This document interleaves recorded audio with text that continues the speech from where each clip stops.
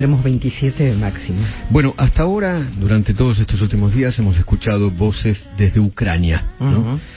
Cómo se vive la guerra allí en Ucrania, cómo la están viviendo, cómo están saliendo del país, lo que están sufriendo. Nunca hemos tenido, por lo menos aquí en Radio Mitre, la visión desde Moscú. ¿Cuál es la visión desde Moscú de la guerra?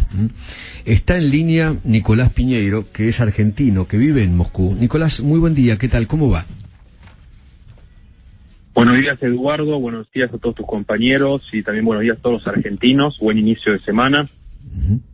Nicolás, primero me gustaría que nos cuentes brevemente quién sos, qué haces, cuántos años tenés y cuánto hace que estás en Moscú. Bueno, papá trabajaba en la embajada argentina en Moscú del 2001 al 2005. Yo vine a vivir a Rusia a estudiar en el 2008 y que diría que ya hace más de 13 años estoy en Rusia, me recibí abogado, casado con una rusa, hijos argentinos rusos, así que ya es como una segunda casa Rusia para mí. ¿Dos hijos de qué edades, Nicolás? Uno de 5 y otro de 4 años. ¿Me puedes contar cómo se está viviendo la guerra, la invasión a Ucrania desde Moscú?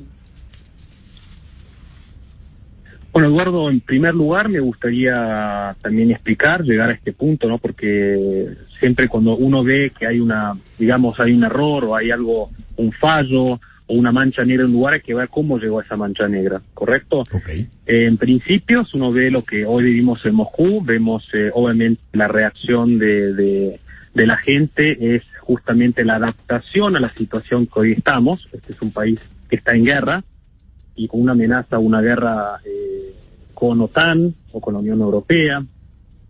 La gente hoy automáticamente está saliendo obviamente a comprar productos que tengan largo plazo de vida, a comprar medicamentos, a sacar el cash de las cuentas bancarias para tener cash físico, pero no con pánico, sino por la costumbre. Rusia vivió los 90, tuvo una situación muy parecida con el default, y mismo también en tiempo de pandemia los rusos lo primero que hicieron fue salieron a comprar, a sacar cash, a tener cash en casa. Así que eso es lo como uno ve la ciudad, ¿no?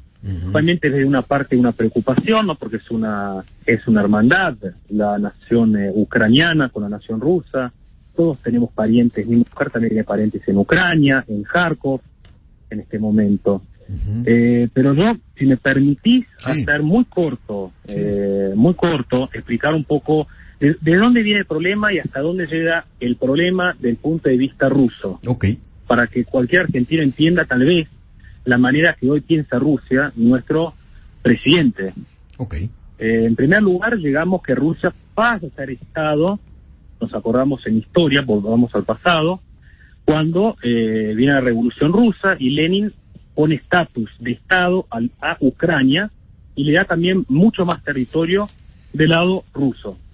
Después viene la Segunda Guerra Mundial, el final de la Segunda Guerra Mundial, y Ucrania pasa a tener territorio polaco, húngaro, rumano, como Lubov, la ciudad de Lubov, que hoy actualmente es Zelensky, pertenecía a Polonia. Después viene Khrushchev. Después de la muerte de Stalin, llega Khrushchev al gobierno soviético y le entrega la República de Crimea al Estado ucraniano. Eso en los 50. Después viene la caída de la Unión Soviética y Ucrania pasa a ser independiente de la Unión Soviética como república. Y de ahí viene, nos acordamos, el 94, cuando firma un acuerdo Rusia con el actual presidente de aquel entonces, Boris Yeltsin, con Clinton en Estados Unidos, en Rumania, y con el presidente de Ucrania, sacaban el estatus nuclear, de producción nuclear, armamento, de Ucrania. Porque Ucrania producía la gran mayoría de armamento nuclear de la Unión Soviética, lo tenían los ucranianos. Desde entonces, ese momento, Eduardo, Ucrania, los líderes de Ucrania fueron todos prorrusios. La gran balanza comercial ucraniana-rusa, los rusos no producían prácticamente nada de la agricultura, porque le compraban todos los ucranianos. Trigo, carne de cerdo, pollo, todos los productos de agricultura venían la gran parte de Ucrania. Y también venía toda la construcción del gasoducto que pasaba por Ucrania. Eso daba un muy buen dinero al gobierno ucraniano, que pasaba todo el gasoducto que iba para Europa a través de Ucrania. Llega Maidán, 2014. Maidán. Y te preguntas, ¿qué es Maidán? Maidán es un golpe de Estado creado por el sponsoreo de los Estados Unidos.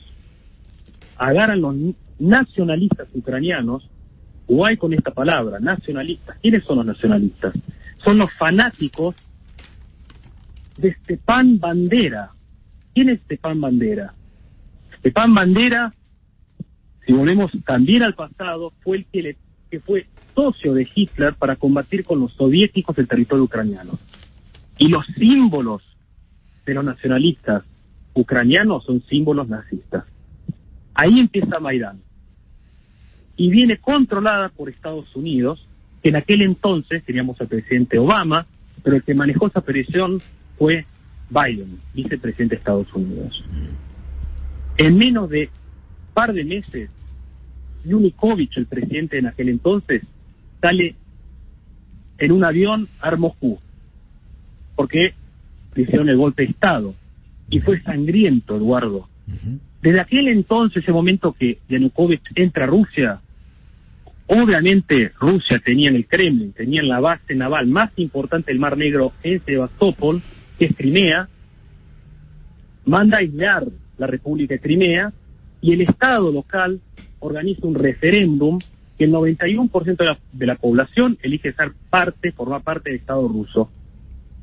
Al mismo tiempo, las repúblicas de Donbass, que un 70-60% eran rusos, hacen el mismo referéndum y eligen el 70% también formar parte del Estado de Federación de Rusia, donde Putin ahí no decide hacer una escalada mayor y no deja a Donbass formar parte del Estado ruso, porque sabe que podría llegar a una escalada más grave y una confrontación con Estados Unidos, con NATO, y para. Desde ese entonces, 8 años, hay una guerra en Donbass. Desde ese entonces, Donbass crea una policía local, que son voluntarios, hombres, que deciden agarrar armas y proteger Donbass del régimen ucraniano. Y desde ese entonces todos los días hay guerra. En 2015, Alemania y Francia, con el presidente Emmanuel Macron y la canciller Angela Merkel, piden a Putin y a Poroshenko sentarse a un acuerdo. Y de ahí sale el acuerdo de Minsk. Por lo menos ese acuerdo es un instrumento de que las delegaciones de ambos países cada 4 meses, 3 meses se juntaban y dialogaban. Cuando llega en el 2019 el nuevo presidente electo, el actor cómico Vladimir Zelensky, él promete al pueblo ucraniano la paz en Donbass. En ese mismo año se juntan los 4 en Normandía, también el líder Putin de Rusia, Ucrania con Zelensky, Alemania con Macron y Francia con Macron y Alemania con Merkel, se juntan a discutir el acuerdo de Minsk.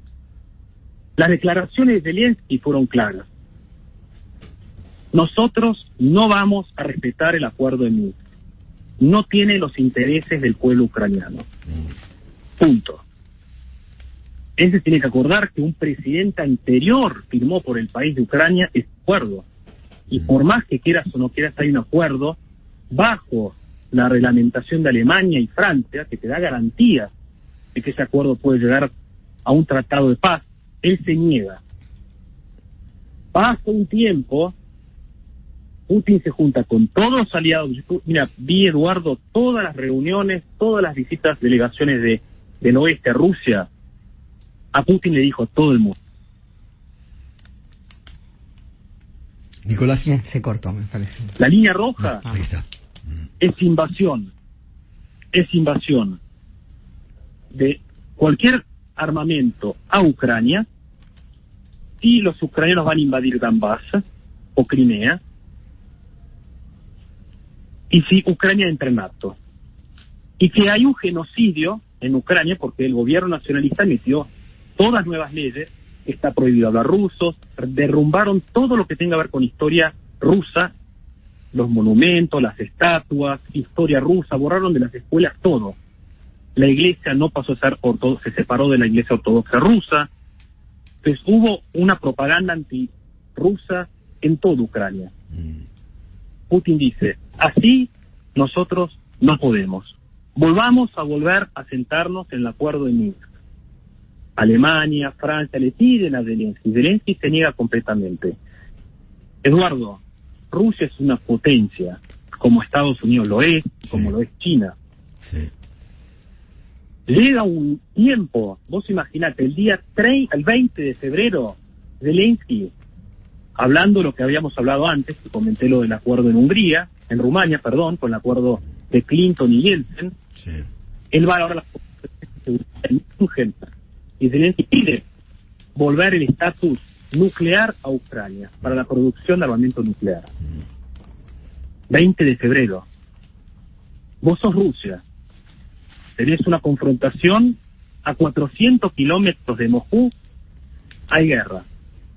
Este país que está bajo control de nacionalistas que son pronazis en contra de Rusia, que están dispuestos a hacer lo que quieran y a combatir contra los rusos, este poder tenga armamento nuclear, vos pensás que no es una amenaza para Rusia y para Putin. Perdón. Si hoy Venezuela Sí. o Cuba o México tendría la misma situación y los rusos harían esto, ¿qué haría Estados Unidos?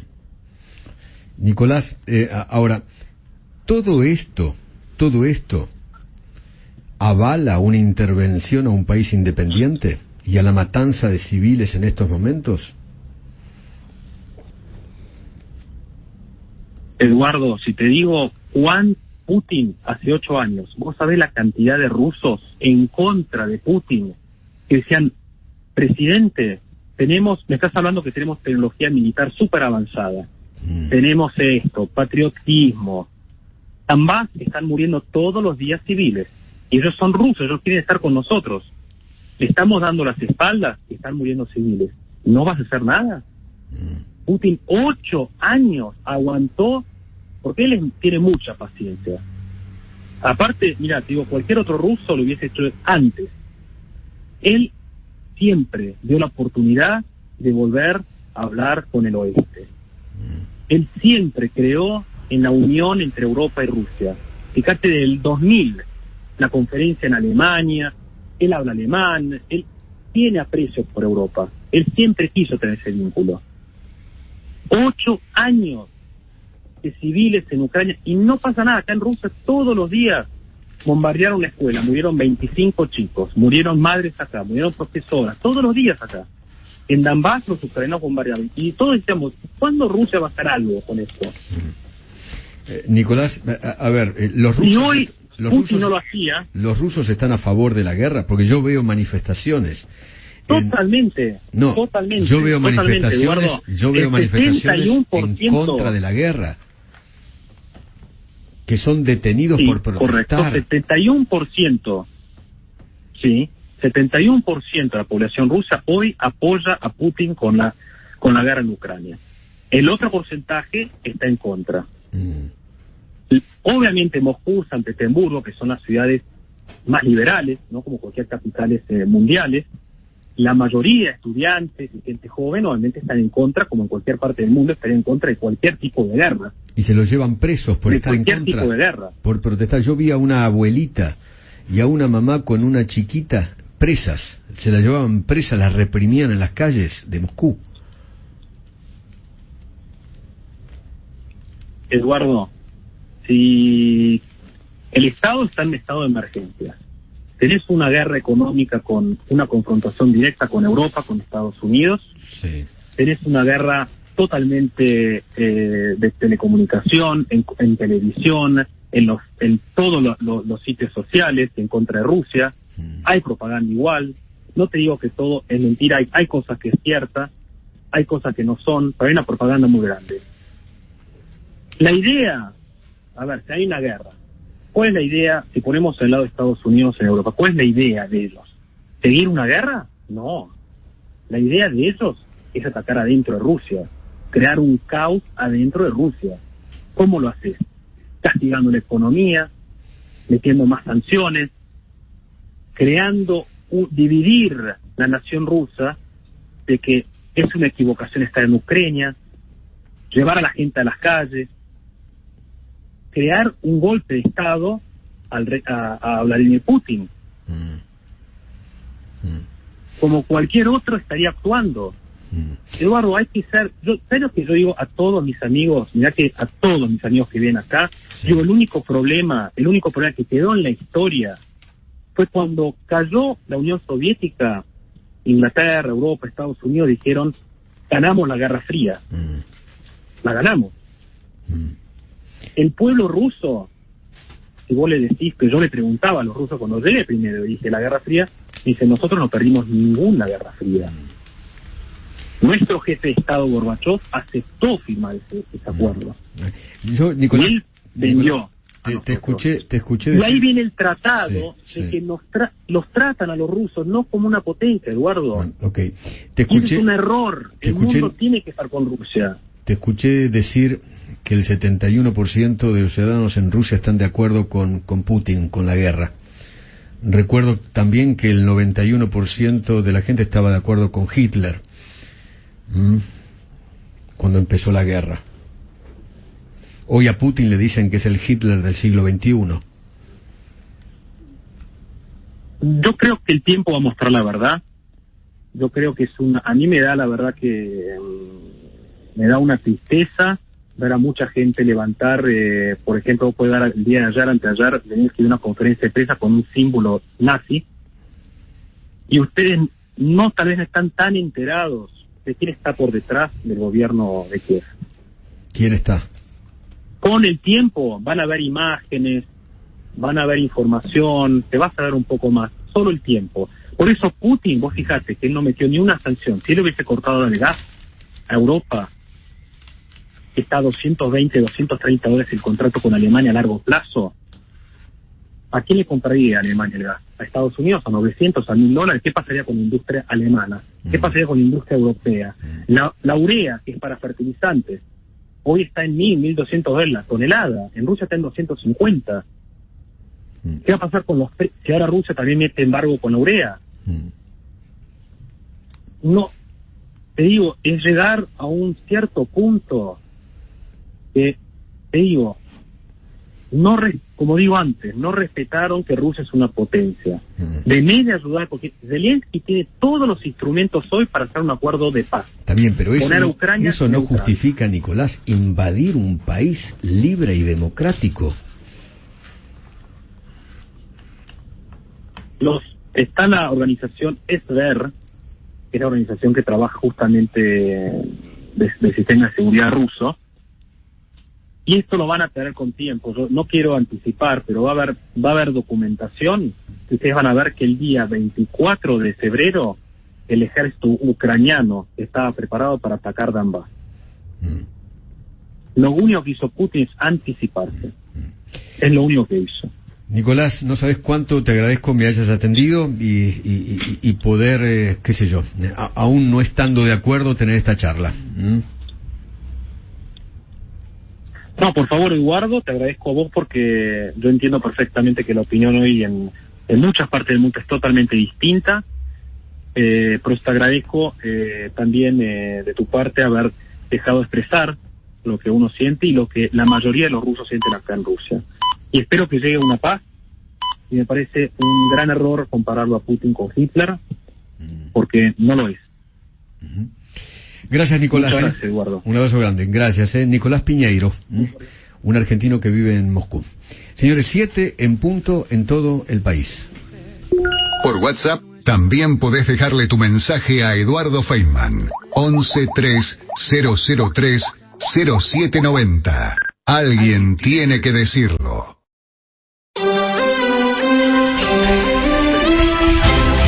Mitre informa primero. Las noticias más importantes del día cada media hora.